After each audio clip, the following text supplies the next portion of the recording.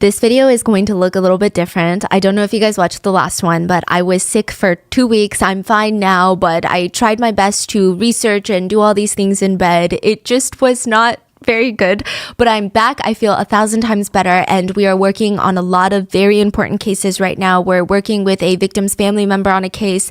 There's a lot of just strange things that have been happening that we want to bring these cases to you guys, but we want them to be good. So it's taking a little bit of time, and we didn't want to go without any videos. So this is going to be the video that we are posting that is not totally new and fresh.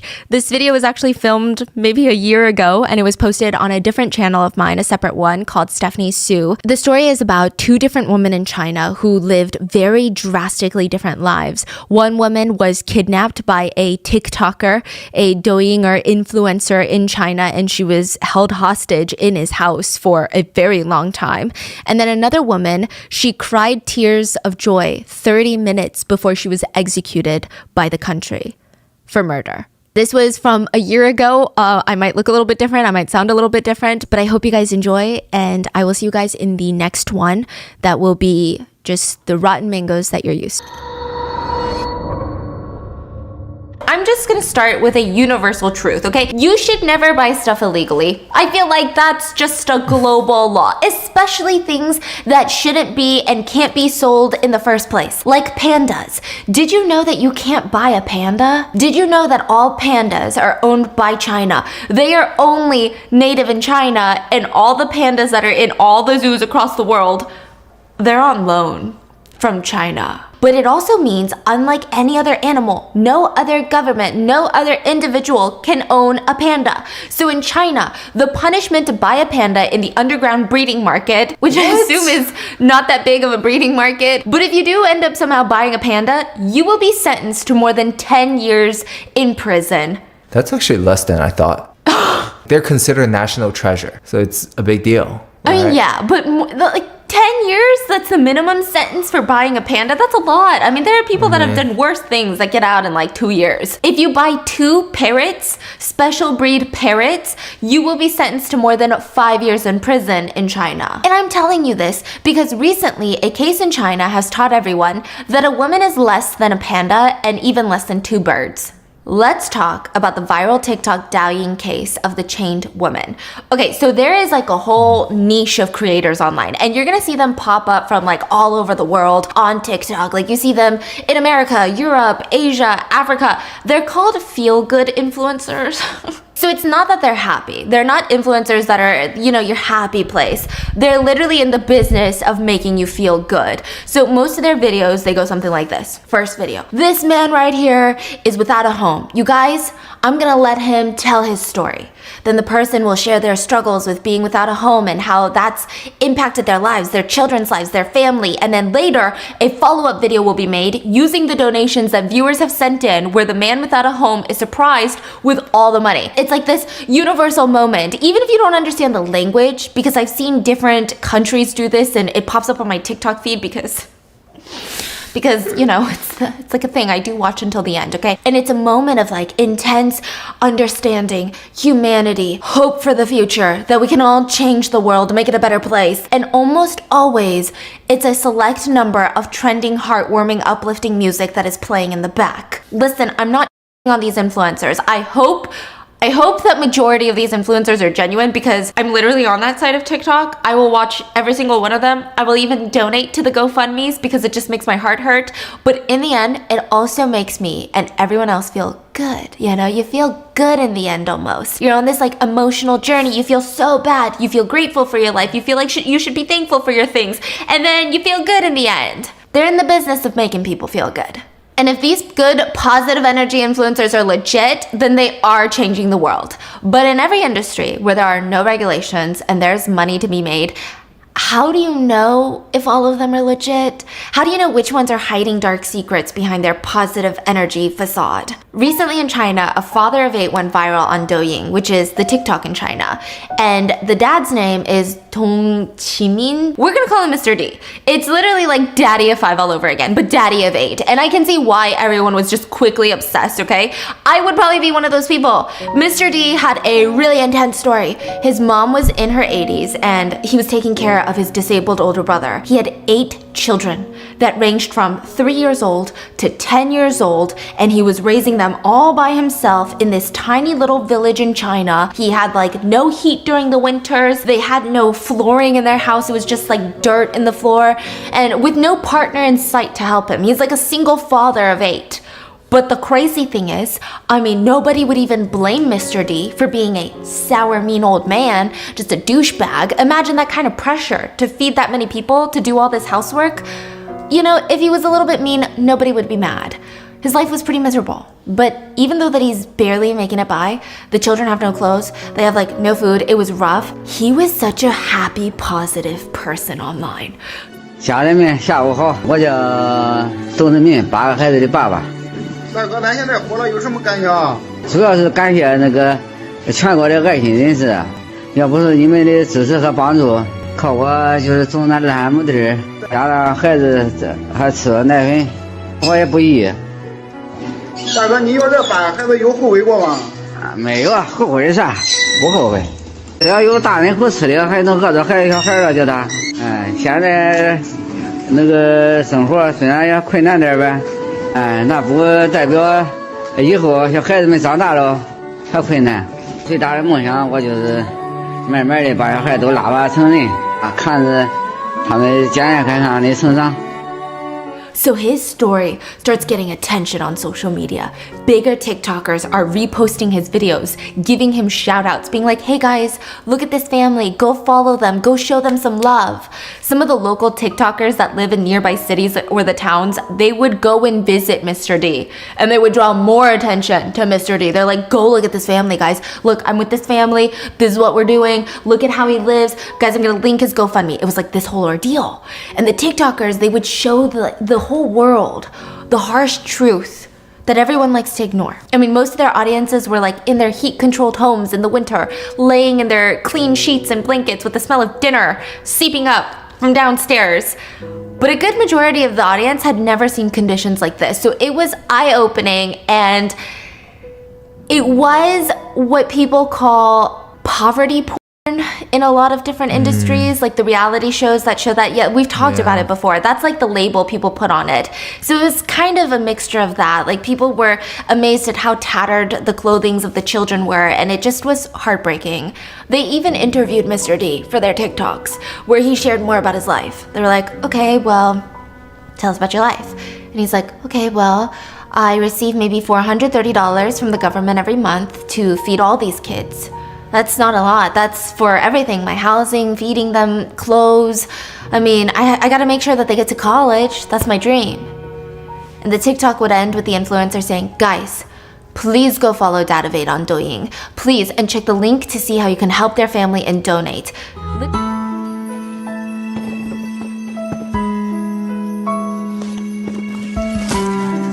想吃糖果的快来，我给你发糖果吃。谁最大？你是老几？老二给。谁是老三？你老三。给小八。Literally, all of this sounds completely normal. I feel like I would even share that video or even talk about it or like try to draw attention to this family because, I mean, who wouldn't? And soon, father of 8 children gained like 200,000 followers on Douyin. And he's like, okay, I can make money this way. It's like the best way, which makes sense. Nobody's dogging on him for that. So Dad of 8 children starts live streaming, accepting donations, accepting gifts. And in the early videos, Mr. D would show his children and he tried to answer all the questions that were most frequently asked. Like, why do you have 8 kids? And he said, I never had a wife until I was 34 years old. I was single, and in the village, that's something that everyone looks down upon when you're single for that long. Yeah. So when I finally got a wife, it just happened. We started having kid after kid after kid, and yeah, I guess it makes sense, you know, no judgment. Then another frequently asked question was, will you ever put up the kids for adoption? And he said without any hesitation, I wouldn't. As the children have already been born into my family, I have to raise them. They're my responsibility, you know? We never terminated any pregnancies. He was very proud of that, by the way.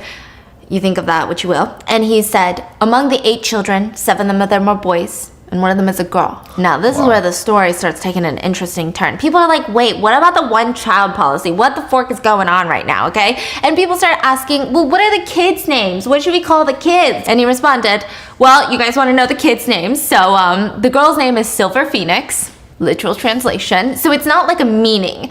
Okay, so you know how Chinese characters can have a deeper meaning and stuff? It's like that in Korea. If your name is Chisu, the Chi has a meaning in the traditional Hanja, like the traditional Korean character. And then Su has a meaning. So it could mean like beautiful angel, but the direct translation would not be Chisu in English is beautiful angel. But his direct translation was like Silver Phoenix.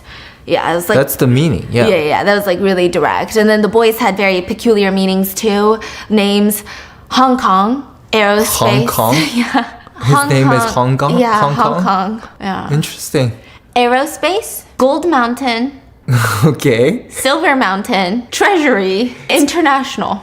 Okay, so of course the viewers, I mean, they had the same reaction like we did, which was like, okay, we're not judging, but like, what? Who named these kids? Was there a meaning behind, you know, all these different names? Like, there's gotta be a story behind this. No one names their kids that without a good story, right? And he calmly explained, the story is, the money from the Gold Mountain goes to the Silver Mountain, then it goes to the bank, and the bank's money goes to the treasury, and if the treasury is unable to keep the money, it goes international or into aerospace, or to Hong Kong. What? Okay, so What in the world? basically, he was really adamant that at least one of his kids would have money. It's obvious that his education level isn't high. Yeah. And that's how they usually name kids. I think it's also supposed to be like, okay, like the money is gonna end up in one of my kids' pockets because if it doesn't stay in the bank, it goes to the treasury. If it doesn't go there, it goes to this and it goes to aerospace. Does that make sense? So he's like thought of all the loopholes of where the money could be sent. And he was like, got that covered. Got it covered, okay? I mean, the sentiment of it all was just hope, which is a good sentiment we can get behind. Fine, a little bit strange, but that's fine. We can get behind some fun names. People are naming their children all sorts of weird things. I mean, have you heard these celebrity kids' names these days? Even weirder. I think the only frequently asked question that wasn't well answered was, where the hell is their mother? And all he would say was, the children's mom is the hero of the family. That was like it. Nobody wanted to push it because maybe he didn't want to air out the dirty laundry online. Maybe he didn't want the kids to see him talking to the mom. Maybe the mom passed away and it was too sensitive of a subject. Maybe she cheated and left, right? Everyone tried to remain respectful. Like, guys, stop asking. Like, we don't need to know, okay? That is until January 27th of 2022. The whole case blew up. I'm talking wide open. All of Douyin, TikTok, everything blew up. A famous TikToker had traveled to the village to do like a collab of sorts with the father of 8 children. He wanted to show his followers how, you know, Mr. D was living and how they could help. And as he's browsing around the home, taking some time to think about how to best film this type of video, he saw this little shed in the corner. And it is like a very small shed that even upon his arrival, he had seen it. And in his head, he's thinking, that's probably like a doghouse, right? But there was a small door and it wasn't boarded up. There was no chains around the door. There was no like crazy padlock. And inside, he sees like a tiny pale person peeking out and like staring at him. So he's like, okay, I'm gonna go in there because that's really weird. Is that like another child? Maybe that's like the brother. I wanna meet this person. He goes into the shed and he sees that there is a woman in there that looks hungry, malnourished. There was evidence of torture. She was chained to the wall through her neck, like a dog collar, and it was chained to the wall. She scurried back when he saw her, and now this is where it just starts really getting crazy, okay? He runs into the shed and he's filming the situation. Inside the shed, there's a woman and a tiny mattress on the ground. That's about it. The woman was in freezing cold winter. She was barefoot, very thin clothes on, and chained up.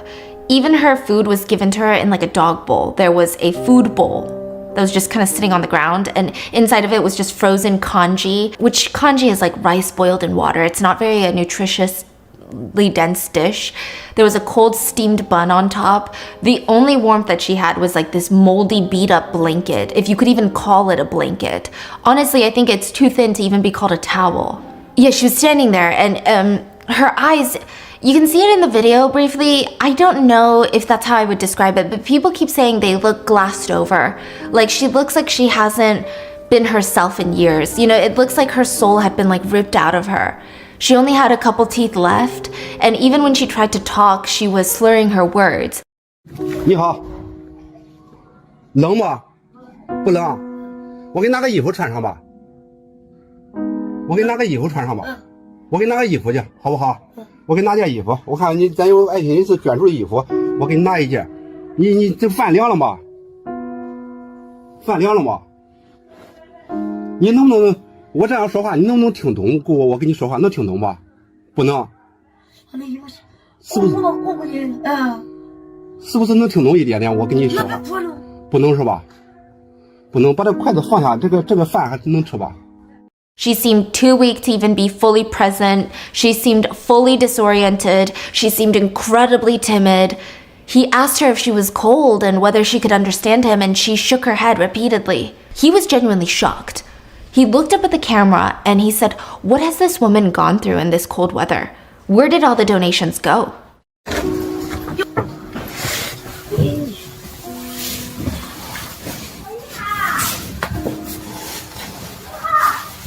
有点小，它都是小孩的衣服。嗯，没发现它能穿，这个还能做穿上，能暖和一些。这个，哎呀，这个天气啊，大家可以看一看，大家看一看，这个天气是这个大家经历了什么？嗯，我们的爱心到哪里去了？哎，冷，冷穿上吧，好吧，冷，那我给你拉上，好吧，冷吧。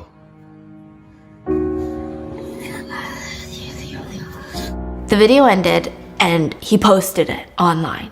And this is what blew the case up. I mean, the question remained and lingered, and everyone that was watching was, you know, who the hell is she? Where did she come from? Why is she chained up? Where is her family? Why did nobody care that there's a woman chained up in the shed? Like, they didn't try to hide her that well. So you're telling me no neighbors knew? No villagers came over and never investigated this shed?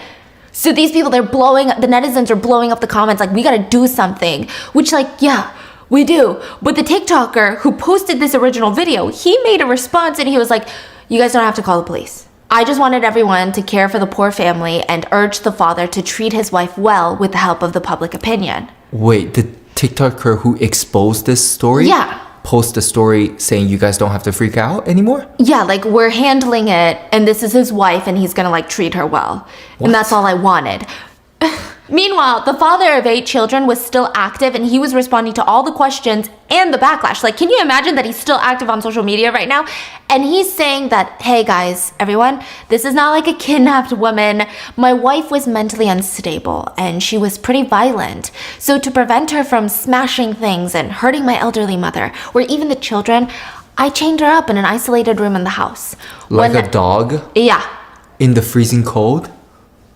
This was his defense. This was his, like, hey guys, like, don't be mad at me because I have a good reason. Okay. And then he said, but whenever she was not violent, I would let her out. That was his best argument. Wow. That was his defense.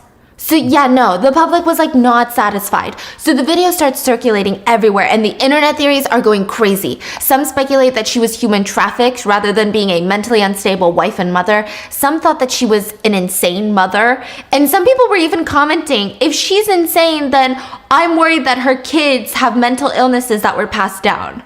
Some people commented, I think that she probably was good looking and mentally stable, but because she had been chained and trafficked and probably assaulted, she gradually went insane. She can be insane and still a victim. You guys know that, right? Another comment read, she doesn't look very old. Why did her teeth all fall out?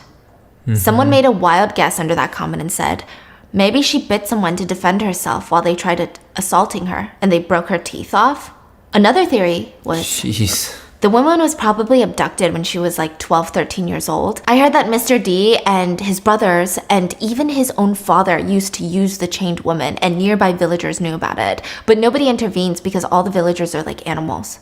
So very quickly, Mr. D goes from this like loving father of 8 children to human trafficker overnight. Listen, no angle of this is looking good for this guy. Even if what he said is true, who chains up their mentally ill wife? Like, who does that?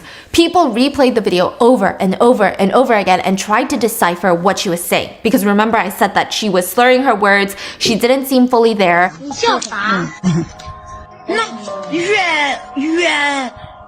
Somewhere far away. It's impossible for me to leave.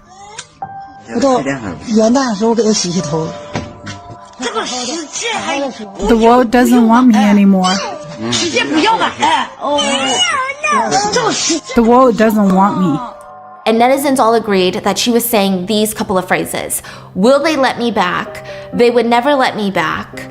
The world doesn't want me. The room is full of rapists. That's what they gathered. And it completely set this whole thing on fire. Everyone was outraged, like rightfully so. And they started a nationwide campaign for justice, for answers. And finally, someone other than TikTokers responded to the backlash. The county that the village was in, announced that, hey guys, calm your tits. We are going to be interviewing the locals. We're going to do like an investigation, okay? And we're going to work with the local medical institutions to get you some answers. And in their announcement, they told the public, there's no human trafficking in this case, okay? Like, we know this. No one's being human trafficked, y'all. You guys need to calm down. These internet theories are wild. This woman was not abducted. And second, she is chained up because she's mentally ill. And she beats people. So we're going to handle this. Thank you for your concern, internet. Yeah, that went over really well. The internet was like, okay, that's a good day. Let's call it a night, guys. Let's go on Twitter and do something else. Yeah, no. What kind of response was that? That only made everyone feel like something extra shady was going on.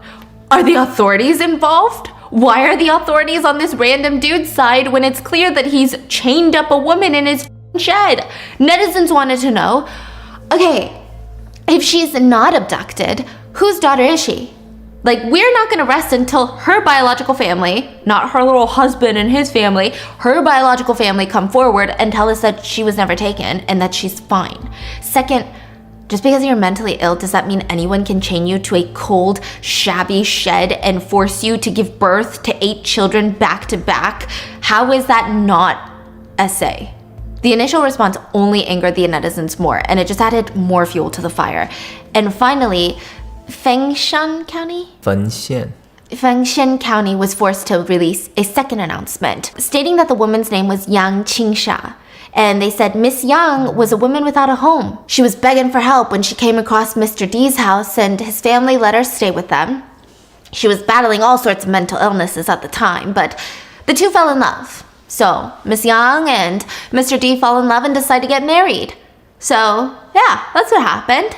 So there should be paperwork, right, of the marriage certificate. Well, no, the authorities said don't even try looking for it because Mr. D said that the staff who did their marriage registration, they were negligent and they did not identify Miss Young's identity, so it was complicated, yeah. We don't really have like an ID for her, like an actual physical copy of the ID, but she's Miss Young, we're pretty sure. Yeah, and she's married, and those are her 8 children. We did a DNA test. We even gave government subsidies to the family. They were like saying this as a flex. They were like, we gave them $400 a month for 8 kids. Don't even get me started on that. Like, someone get the county a PR team. They also mentioned that the chained woman, allegedly Miss Yang, had been sent to the hospital for psychiatric treatment, and they never denied, confirmed, or even mentioned human trafficking, assault, forced birthing, abuse, none of that, again, in their second report. So yeah, their second report went over just as well as the first one. The netizens and journalists alike were so fed up, they started traveling to the village to demand answers. What? Meanwhile, netizens were doing some detective work because, the police aren't doing it, right? They found a woman that had gone missing like 26 years ago. Her name was Li Ying, and she was 12 when she went missing. She had this very sweet looking face, very soft features, double eyelids, a round face, a small mole in the corner of her mouth, and the missing persons report stated she went to school one day and just never came home. netizens did a comparison of the facial proportion. So this is like, I know it's kind of tricky to see if this is like viable, but usually the proportion of like your chin to your lip to ratio, they say it does get bigger as you age, but it stays pretty consistent. Like the gap between your nose and your top lip, it stays pretty consistent. You know, these types of proportions in your face. And they put the missing poster flyer picture as well as the chained woman's picture that was screen grabbed from the video, and they looked kind of similar, I'm not gonna lie to you.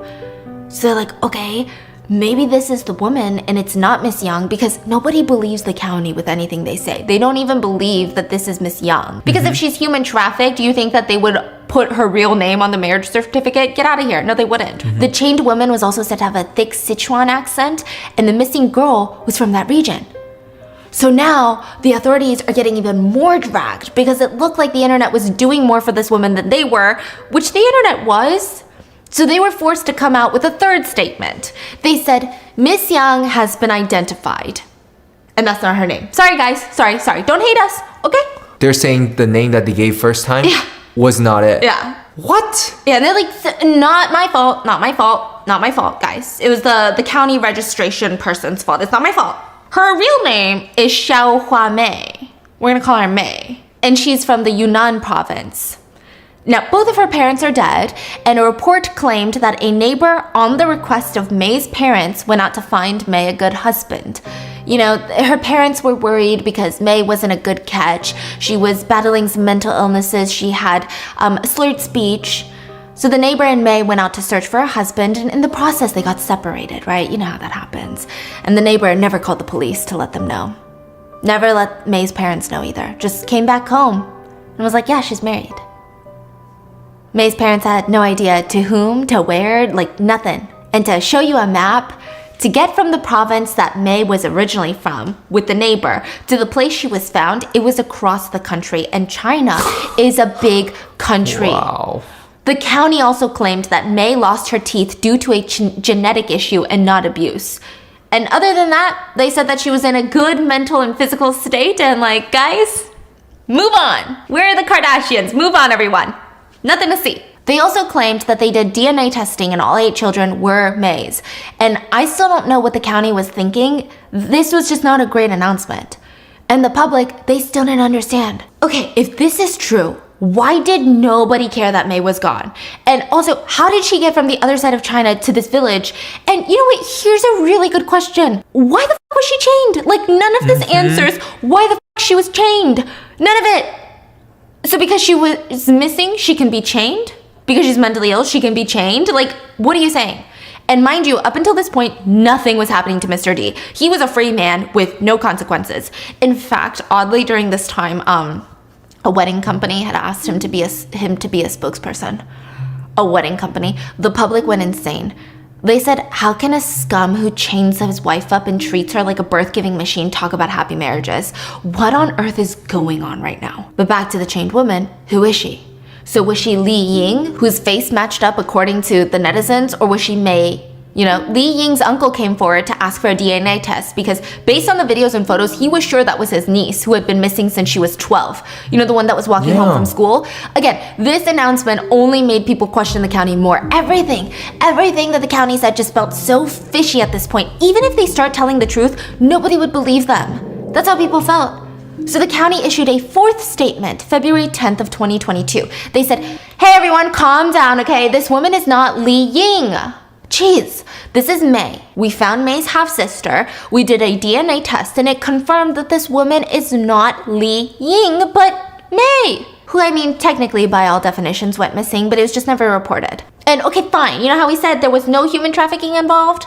Maybe there was a little. We don't know. We're gonna look into it, okay? So it just left a bad taste in everyone's mouth because in the beginning, the county was like, oh my God, absolutely. You guys are there. The county was literally gaslighting the internet. Like, you guys are crazy. There's no human trafficking. What are you talking about? And now that people are getting upset and the anger, the outrage is not dying down, they're like, we will, it's a good point. We're gonna look into it, you know?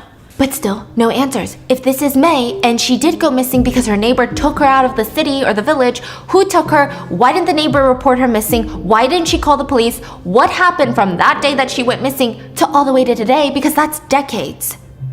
And how come Mr. D is not arrested?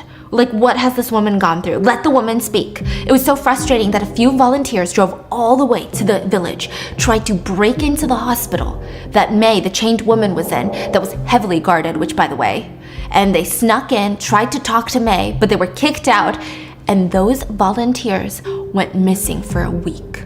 They lost contact with their friends, their family, they stopped posting online, wouldn't talk to anyone. They went dark for a week. They were arrested, right? Yeah. Wow. Which, of course, this incident blew up even more. 2 women tried to save a woman, and now these 2 women are in jail with God knows what happening to them. So this incident blows up more. Meanwhile, other netizens are getting riled up. The DNA results were never posted, and even May's sister said that she had DNA taken from her, and the police told her that's her half-sister, but they never provided the actual physical results. And everyone that knew May said that when she was younger, that just doesn't make sense. Like, this doesn't feel like it's May. So what if the county is just lying all over again? The public was dead set that this was Li Ying, and all the trust in the local officials was out the window and gone, and nobody was trusting them ever again. And then scandal after scandal and discrepancies, and then people started doing the math. They're like, wait, if this is May, and they said that she went missing in this year and she was this old, if you do the math with all her children, that means that she had her first kid in her 20s, and then she had back-to-back kids in her 40s? That doesn't even make sense. People are like, I don't even understand. And she wasn't even going to the hospital for the kids, for 7 of her kids. So she's in her 40s having like a peak in fertility out of nowhere and then giving birth in the shed? What's going on? So from 42 years old to about 50 years old, she gave birth to 7 kids. Like, none of this is making sense. Are we sure that this is May? Like, people were just getting more and more confused. And then internationally, it became a whole thing. So this got so much attention nationally, and it also happened to coincide with the Beijing Winter Olympics. A lot of the big publications internationally, I believe the New York Times was one of them, and they had posted articles that were titled, and I quote, "Who is the real China, Eileen Gu or the chained woman?" And a quote started circulating. When no one is paying attention to the chained woman, people could see her on the internet. But when the whole world is paying attention to her, we can no longer see her. A lot of allegations were that China was censoring and suppressing the story, especially after it went a little bit more international. With enough outrage, they kind of had to do something. Even though they were suppressing the story as much as they think they could have, I think, okay, personally, allegedly, they were suppressing the story, people were still outraged. They were not getting over it. So the province came out. So this is basically like it going from a county investigation to like a state investigation. The province came out and was like, hey, we're gonna investigate. Don't worry, we got this, trust us. The public was a bit more optimistic that there would be results. And a week later, results came out. A 6,000-word detailed report on their investigation. So finally, the truth had come. The chained woman was May from Yunnan. The DNA showed that the woman was May and not Li Ying, and as for the picture that showed that Li Ying and the chained woman were similar in appearance, apparently it was edited before it was posted. So the viral picture that was circulating with the proportion lines and everything, that was kind of altered a bit. So it's a bit misleading. So what the hell happened to May? Her parents had gotten divorced. May moved to a new city with just her mom. And at the age of 17, everyone who knew her said that, she was a very physically and mentally well young girl. She gets married at 17. That marriage lasted about 2 years. And when she divorces and joins her mom again, everyone was shocked. They're like, this is not the May that we knew. She has slurred speech. She has very different behavioral discrepancies. I mean, they believe that she was suffering from, if not one or many mental illnesses. So a year later, a neighbor named Sang took her to a neighboring village by request of May's mom. May is like, listen, May needs a husband. She's getting old. She's not a good catch. Take her to like one of the villages and see if someone will marry her, please. And the neighbor, Sang, was not just a neighbor. They were a human trafficker. Wow. They had already done a prison stint for child trafficking, and that is how 21-year-old May became a trafficking victim. Sang sold May to a man in a local village for $620. And after about 4 months, May ran away, and somehow she wandered around 400 miles away from where the first purchase happened. And a couple took her in. This is a restaurant owner. And for a month, she was okay. She was eating, she was being housed. She was helping out around the restaurant. And then they decided to sell her to migrant workers. at a nearby construction site. Basically, she was sold again to construction workers. And these construction workers were like, let's take her to our hometown, which is the village that Mr. D lived in. And they were like, we don't really want her, we don't really need her, so let's sell her to someone in the village. They sold her to Mr. D's dad when he was still alive. So May had been sold like an animal 3 times. And finally, she was sold to Mr. D as the wife. Now, on the registration forms, she was forced to use a fake name so that nobody knew who she was because, it's illegal to buy a wife. And from there, it just seemed like her life was pretty horrible. It wasn't as horrible as being chained up because it seems like she gave birth to her son in a hospital. And at that hospital, because of China's one-child policy, they put an IUD into her body, which means she can't get pregnant again. It's like those little copper things that they stick in your cervix. And about 10 years later, the IUD was ineffective. So we don't know when she started getting chained up. It could have been like a year after she gave birth to her son, 6 months. It could have been like 5 years. But we know that she was chained for a while. The IUD became ineffective and she was having this surge of reproductive hormones. And she was getting assaulted. And she gave birth 7 more times from the time that she was 34 years old to the time that she was 43 years old. The longest gap between kids was 14 months, which is insane.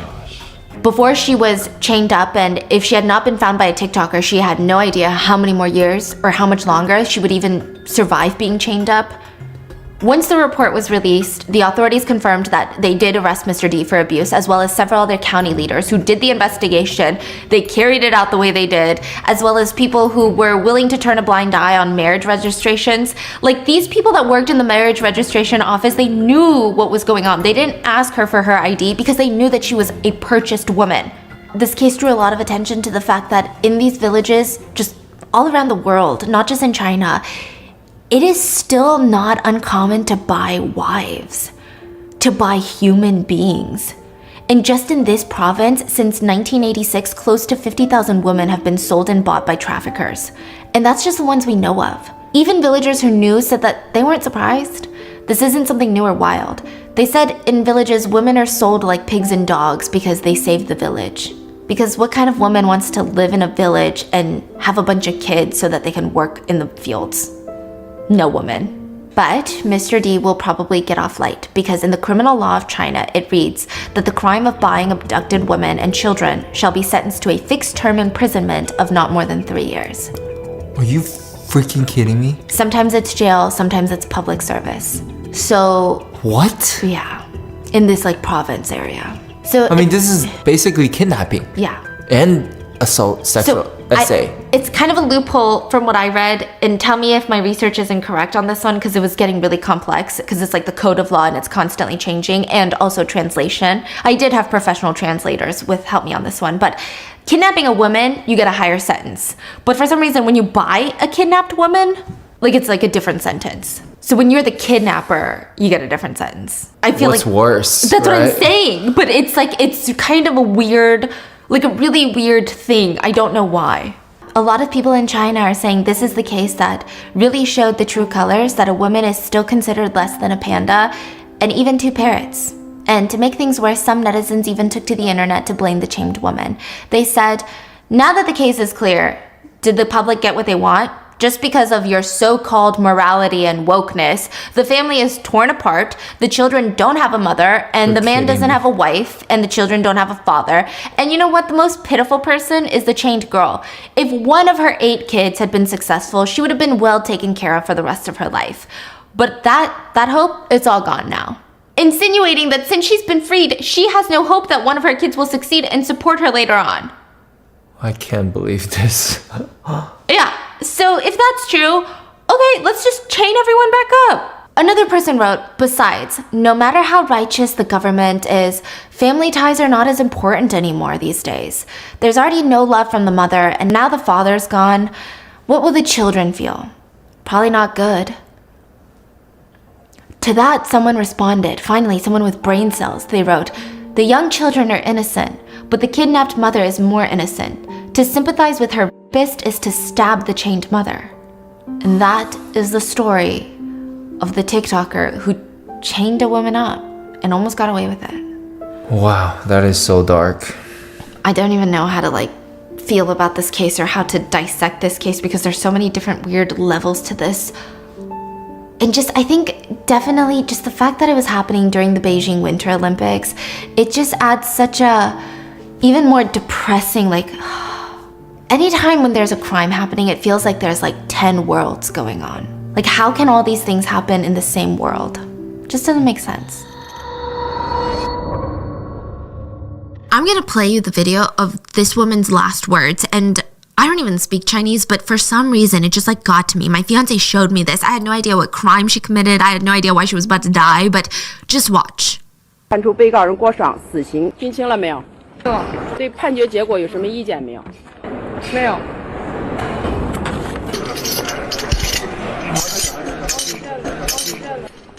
临刑前你有什么遗言和进谏需要我们向你的亲属代为转达的？希望我爸妈好好的。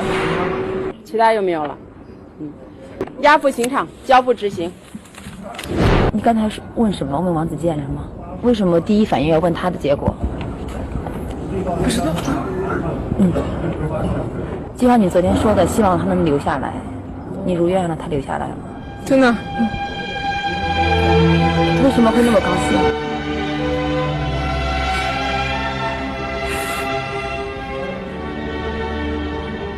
他判了缓刑。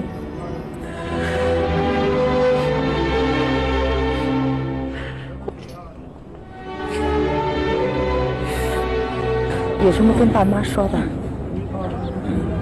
妈妈，对不起，希望你们为了自己好好活着。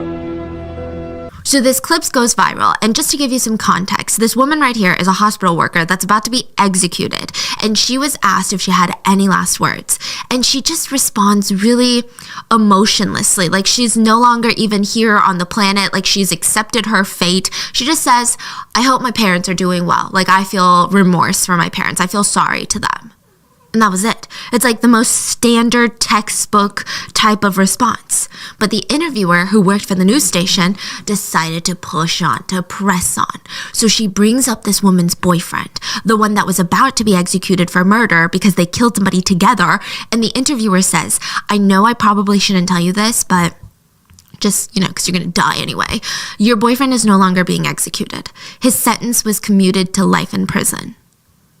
And you just see this woman's face. She starts crying, like tears of joy, of happiness. She's like nodding and crying, and it's oddly emotional and oddly moving. She said, at least one of us is going to live, and I'm not holding him back anymore. 30 minutes later, she was executed. And this huge clip almost became like a morality debate for years to come. Like, is this woman evil? Is she not evil? Did she deserve this? I mean, it seems like she has a soul. She's like so excited that her boyfriend's gonna live. Is her boyfriend evil? Did he manipulate her? Did she manipulate him? So let's answer all those freaking questions because it gets wild. It all started at the hospital. The freaking hospital. So Dr. Feng is like a big name in the hospital. I mean, his name wasn't on the building or anything like that, but he ran the hospital technically. He was the director of the hospital personnel department. He was very well compensated for his position, and he was able to negotiate like a ton of benefits when he took this job. So he's walking around shoulders tall like he owns the goddamn place. I mean, he is an accomplished guy. I will give him that. He grew up in China, graduates college, and he's like, I'm gonna go to the United States. He starts going through the ranks, and he eventually ends up at Columbia University to do research, later goes to Harvard University to study molecular biology. What does that even mean? Then he gets married to an ophthalmologist, right? And then the two of them just have kids. Listen, they're like winning the American dream. And then he gets a call from his old college in China, and they're like, we want you back. We want to give you a prestigious directorial position. Like, we miss you. We heard you've been doing great things in the United States. Come back. So he couldn't say no. His wife is confused, like, what do you mean you can't say no? Our kids want to be here. Our kids are practically American, their whole lives are here. My practice is here. Do you not care that I'm a fucking ophthalmologist? Like, hello? Like, what do you mean you're not going to say no? And he ends up going. He's like, yeah, whatever. I'm taking the kids. I'm sure you'll find your way back to China too because you just like need us so much. And the wife was like, absolutely not. Needless to say, it resulted in a pretty messy divorce, obviously. So Dr. Feng goes back to China, gets into his little workplace, and he loves it. I mean, Immediately, everybody respects him. They all praise him with these powerful words like, Dr. Fang, you were born to be a leader. I don't know. Nowadays, after all those cult stories, I'm like, anytime I hear someone was born to be a leader, I'm like, you gotta run the other way. You gotta go as far away from that person as possible because I don't think that's a good thing anymore. They're like, Dr. Fang, you are someone I would blindly follow. You're just so smart. I mean, he was intelligent. He was, competent. He was respectable. He was a natural leader, so they say. It was normal to see nurses and other doctors just excitedly greeting Dr. Fang in the hallways. But there was always like this one employee that was a bit more lively, a bit more cheerful than the rest. She looked like she freaking loved her job, which is rare. And well, being head of the personnel department, he was like, I like that. I like that energy. I wish everybody had that energy. That's how I pump up the vibes in this hospital. So when his 40th birthday came around, Dr. Fang's like, I'm gonna go out with all my coworkers and we're gonna get drunk. He's like, hey, that random girl that always greeted me so excitedly, looks so happy to be at work, what's her name? Let's freaking invite her to the party. So her name was Guo Shuang. Guo Shuang. I'm gonna call her SG because, listen, I'm gonna trigger this guy with my pronunciations the whole time. So SG was 22 years old. She's just trying the best that she could. I mean, who isn't at 22? Like, who's just living the best life? I mean, that's what she was doing. It's 2005. She graduates from college. She studied medicine, but she didn't go to med school. She studied nursing, but she didn't go to nursing school. So she was kind of stuck in the middle. Like, I can't go be a nurse. I can't really have these titled jobs, but I want to work in the hospital. So she gets an opening at this very hospital, and her parents are retired at this point. She's feeling the pressure. She's like, I gotta provide for them. So they're getting old. She's down to take anything at this point. She sees this position, and it's kind of like a position where you're just administration, but not even really. You're an assistant to administration. You're doing some paperwork here and there, but you're fetching coffees. You're cleaning up messes, literal messes. It wasn't prestigious. It wasn't in the field that she wanted, but at least it was in a hospital. So she was a part-time worker, a temporary worker, which meant the pay was even less. She had no benefits, no control over her schedule. She didn't even know if she was going to even work 20 hours that week. She could have just been cut from the schedule. But SG was the type that felt like, if I work hard, they're going to make me full-time. So she puts up with all the horrible treatment, all the being the end of the group, having to fetch people's coffees, And every single day she saw any superiors in the hallways, she would just be so excited. Like, hello, Mr. Dr. Fang, like, happy to be at work. So when Dr. Fang invites her to his 40th birthday party, I mean, she's freaking over the moon. This meant her hard work is finally paying off. She's going to go make this amazing impression on her superiors, and hopefully she would get that full-time position, right?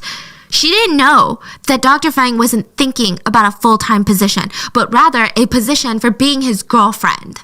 So during his birthday party, he just kept pushing more and more drinks on SJ. And I feel like it's similar to Korean culture. SJ found it really hard to turn down a superior's drinks when he kept insisting that she take another shot and another shot. And she's with her work bosses. They're all doctors. She felt safe. I mean, think about it. Even if she's drunk and she tripped and fell, they knew what to do, right? They could clean her up. If she had alcohol poisoning, they knew what to do. I mean, can you think of a place that you would feel more safe drinking than in a room full of doctors? But SG was still worried when she felt her vision started to blur, and she's like walking and tripping over the stools and over the table ledges. She's like, okay, keep calm. Like, it's okay. I gotta put a good impression. I gotta walk straight. But why did she feel so drowsy? So Dr. Fang couldn't take it anymore. He laughs and he gets up and he's like, all right, party's over, I guess. You guys have fun on me. I'm going to take the rookie SG home. Guess she's not used to the way that we party as doctors, am I right? So everyone's waving. They're not thinking anything of it. I mean, this is a nice guy. Yeah, have fun. Like, SG's in good hands.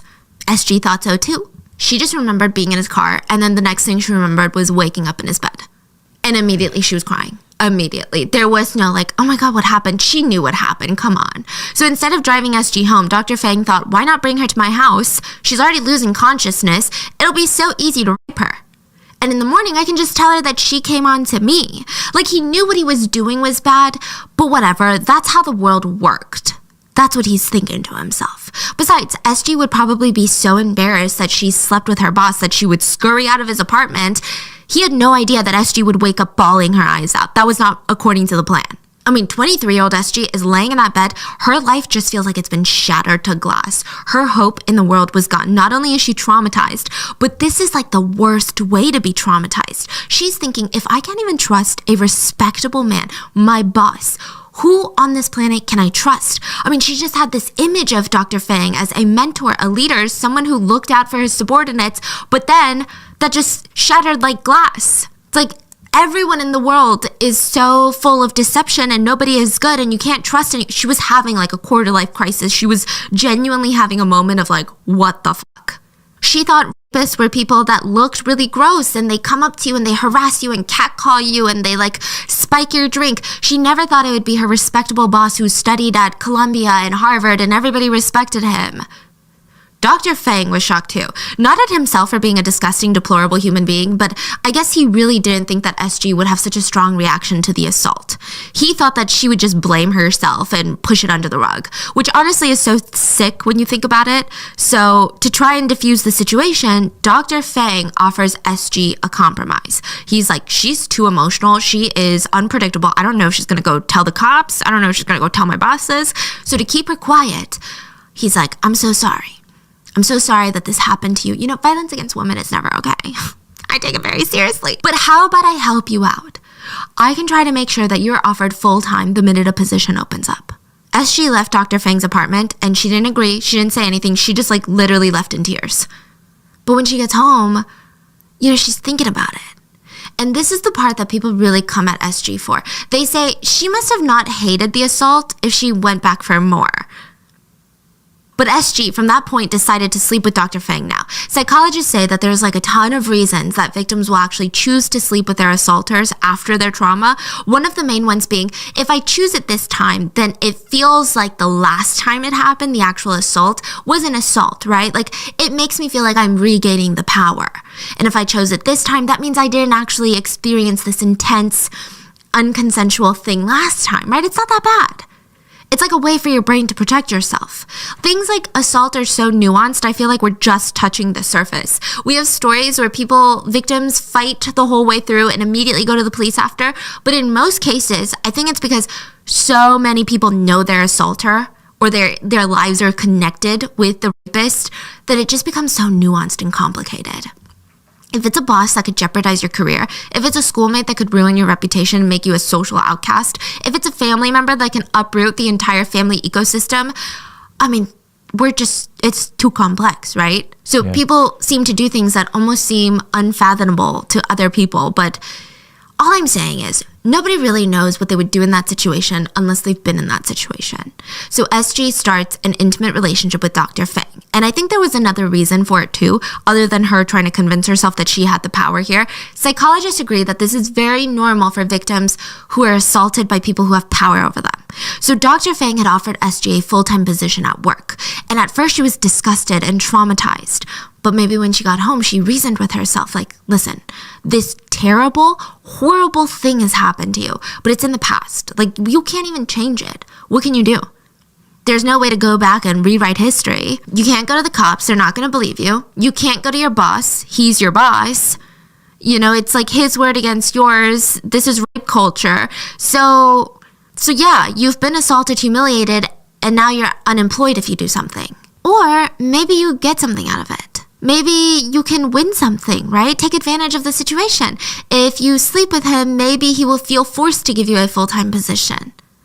Yeah, it's like your brain trying to survive, basically. Yeah, and like try to like reason, okay, well, if I get something out of it, then it's fine. But from the outside, what a lot of people saw was, oh, this is a girl who's like sleeping her way to the top, and she's mad that people found out about it or that it stopped working. But before then, SG was promoted to a full-time position. It's so frustrating. So people were really coming at her for the fact that she did get promoted to a full-time position. Now, Dr. Fang, being the complete asshole that he is, I don't even know what to say. Like, he's a freaking dickwad, okay? He didn't even give her the full benefits. He was like, oh, since you're transferring like to part-time to full-time, I'm just gonna like give you full-time. But usually all the full-time people that were hired, they got housing benefits, they got an allotment for housing, they got all of these things, they got amazing different health cares. She got nothing.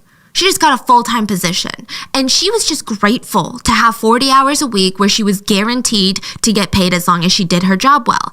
So now, with this full-time status, SG is hoping that she can transfer to a different hospital soon, one that's connected to this one. She wanted to see what Dr. Fang could do about it. This would be the least that he could do after traumatizing her for the rest of her life, right? She just wanted a full-time job and to transfer so that she didn't have to be around him anymore. But Dr. Fang was getting annoyed. She was asking for too much, and essentially, he slammed the door shut in her face. So SG tries to move on. She doesn't have to see him anymore because he's upset with her for demanding too much. You know, they would just nod at each other awkwardly in the hallways, and that was about it. So all the while this is happening, he just blew it out. So all the while this is happening, she goes out with her cousin one night to blow out some steam, and they run into Zizhan Wang Zizhang, and we're gonna call him Z. So they know each other's cousins. Anyway, he's like a nice guy. He's freaking 18 years old, and SG at this point is 25 or something, or 23. So again, a little bit, he's very young. That's all I have to say. But it's fine. He's of age. They start dating, and SG just felt like Z was mature. He was someone that liked to take care of others and take care of her, and he was listening to her. She felt secure enough that a month after dating, she just told him everything. This is what happened at work. This is what Dr. Fang did to me. And then 2 weeks later, she brings him a pregnancy test. It was positive. She knew it wasn't Z's. The only person that it could be possibly was Dr. Fang's. She goes to Dr. Fang and she tells him, and without even a moment's thought about it, about if she wanted it or like how terminating a pregnancy can be so traumatic for patients, nothing. She had no power over her body. He dragged her to the hospital and forced her to get an abortion right then and there. And this was when all hell broke loose. SG was a freaking mess. Like, I think all of that trauma was behind this like powerful wall, and she was trying to hold on tight. And then eventually this is the straw that broke the camel's back. So she's telling Z about everything that's going on, and like he's listening intently. You could see his ears are turning red. Like he's angry. I mean, who wouldn't be? Like, what kind of boyfriend wouldn't be? He felt genuine, pure hatred for the first time in his life. That's how he describes it. Like, genuine hatred. And that is how the whole tragic story began. Both of them say that it was they that brought up the whole idea of killing Dr. Fang. SG said, it was me. I hated Dr. Fang. I wanted to get, revenge. I wanted to ruin him, or at least make sure that he could never assault someone again. If you know what I mean, I wanted to castrate him. Does that make sense? I told Z what I thought about it, and he asked if this was the only way that I could move on and to heal and to be a whole person again. And I said, yeah, that's the only way. And I want you to help me. She claims that Z thought about it for a while, and finally he agreed, and they started planning. Meanwhile, Z said, we both felt like Dr. Fang needed to die in order to let this darkness get out of SG's mind. I mean, she needed this. She wanted to kill him, so together we started planning. So even now it feels like Z is kind of covering for her. Now, I mean, regardless of who started the planning, it was in motion and there was no stopping it. 23-year-old SG and 18-year-old Z went out together to buy a large hammer and some surgical blades. They genuinely wanted to castrate this guy. They didn't want to kill him. They just wanted to take his little thing off so that he could never hurt another woman again. September 30th, 2006, at 4 p.m. after work, SG tells Dr. Fang that she needs to show him something, and it's very important that she had to drive him there and show him it. I don't think that Dr. Fang wanted to go, but I think that he was curious because what if he didn't go? She would go to the police. What if she was unstable? What if she was showing him a shrine? What if she was showing him, evidence that she had of the assault? So he hopped into her car, and he's like, who's the guy in the back? Oh, don't worry about him. That's my little brother. Okay, that's weird. And the three silently head off in the car that SG is driving with Dr. Fang in the passenger seat and Z in the back just sitting quietly. He's not even talking. But then, slowly, as they're getting out of the city and you see less buildings, less people walking around, less cars on the road, and you see wooded areas and fields and nobody for miles, Dr. Fang starts to get nervous. Where are we going? And Z said he talked first. He said, Dr. Fang, I know what you did, and we want to make something clear to you. We're giving you a chance right now that you're going to make SG a formal employee with full benefits within 3 business days and let her transfer to another hospital with housing accommodations and everything. And if you do that within the next 3 business days, we're not going to hurt you. So yeah, consider this a threat. I can't do that. Even if I genuinely wanted to, I don't have the authority to do something like that. Okay, then I guess it's too late. And in the backseat, Z takes out the surgical blade and slices Dr. Fang's neck from behind. And Dr. Fang puts his hand to cover his neck. It's now literally splurting with blood. They said that the blood was getting on the windshield all over the dash. I don't know what he cut, but it was a vein. And Z used this opportunity to grab his wrist, Dr. Fang's wrist, and slash it. And Dr. Fang starts screaming, oh my God, you slashed my aorta. I need to stop the bleeding quick. And he successfully is like reaching for everything. He's like trying to hold onto his wrist and his neck. He opens the door, and in this chaos, he jumps out of the car into the field nearby. So Dr. Fang is literally squirting blood just running through this field now. He tries to get a few cars to stop and help him, but nobody did. They're like, this feels like straight out of a horror movie. Z runs out of the car, chases him down, and uses the hammer to beat up Dr. Fang's head, like literally bashing his head in. And when he was confident that Dr. Fang was not going to be able to get up and get help or survive any of this, he walked back to SG's car, where she was waiting, and they just left. They just drove off with Dr. Fang in the field to die. They said that they drove in silence, and the smell of the blood was making both of them so nauseous. It was like that rusty smell, almost metallic. They drove to an abandoned roadside, lit the bloody car, literally the bloody car, on fire, and just walked off. They had no plans, no thoughts, just each other. And homicidal vibes, honestly. They walked back to the city. They were arrested within a few days. I mean, a lot of the hospital staff knew that SG and Dr. Fang were having an affair, so it was pretty easy to consider them suspects and connect the dots. Neither of them tried to hide anything. They just immediately confessed. And on August 17th, 2007, both of them were sentenced to death. So it seems like the story is over, right? I mean, kind of.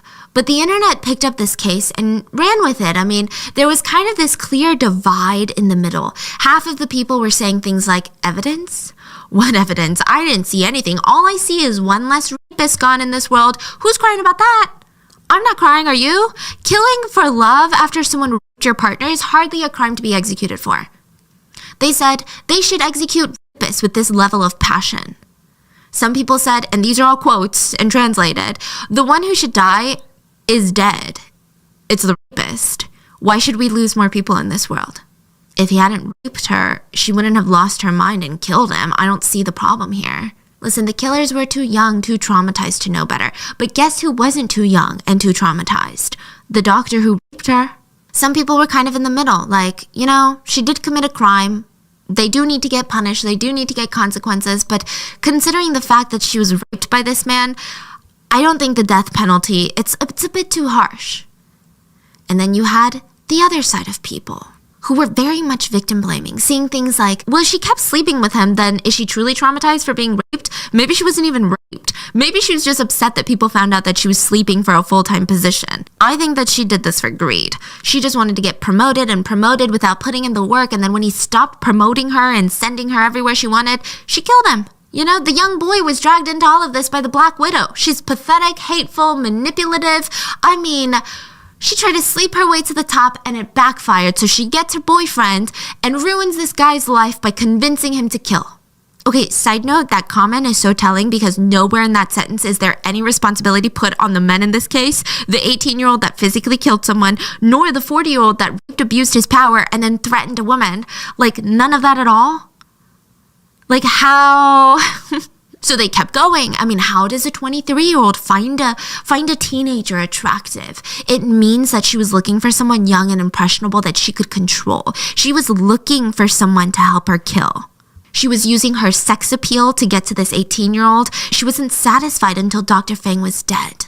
Besides, there's no proof of the rape anyway. I mean, it caused up such a stir that Z's appeal was taken up by the Supreme Court, and in the last minute before both of them were scheduled for their death sentences, Z's death sentence was commuted to life in prison. And that was the moment that we saw earlier. So those crying of tears of joy and saying, at least I don't have to drag him down anymore. I'm so happy he gets to live. She was just so happy at the end. 但是他让我转告你，他说他到现在都真心喜欢你。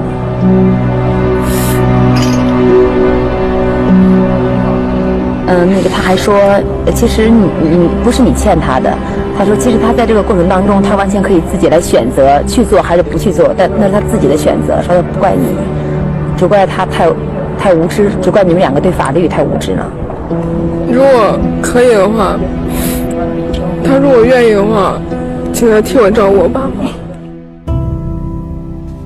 I mean, to me, when I saw that, I've just personally never saw someone's last words, you know, right before an execution. Yes, I've never seen a state criminal execution's last words be that emotionally charged. Usually you have the serial killers who are sick and twisted till the end that are like, I ain't got nothing to say, but I love my mom. Or you have the ones that are like, I feel bad for what I did. I found God, love Jesus, bye. And the fact that her, just her emotional switch went from cold, no emotion to all of a sudden overflowing of emotion. Like a lot of people, I think they were also saying like the love they have, is that, is it because she really, really loves him? Some people say that the feeling is that maybe she did convince him to kill. So now she feels like at least I don't have to. Does that make sense? Like I'm the only one that have to, you know, bear the death penalty for this. It's just so sad. I mean, okay, do I think that what they did was wrong and twisted? Yeah, I do. Would it have been better if they castrated Dr. Fang? Probably, yeah, because he's dead now and he has kids and it's just all around don't kill people. But I think it's also telling that they're so young and they truly felt like they had no other way. Like the fact that she was traumatized and raped and then they feel like they have no other way and they're backed into a corner and the only way to escape this trauma is to kill him, that says a lot about society and the justice system. Because if she had an outlet to just punish him, he gets fired from his job, he is no longer her boss, she gets some sort of support, like I think she would have been fine. Yeah, I saw some comment also said that if this case happened today, like 2022, she probably wouldn't have to been the death penalty. Yeah, she probably would have gotten life in prison. Probably, but it's probably not gonna get, you know, executed. So, and that is the story of what happened to just the most intense last words I have ever heard. What do you guys think of it? Do you feel like she has some sort of remorse in her? Do you feel like she has a soul? I mean, she was so emotional about her boyfriend not being executed. Do you think it was real love? Do you think it was a trauma bond? Do you think she manipulated him and then felt remorse afterwards? I don't know. Let me know in the comments.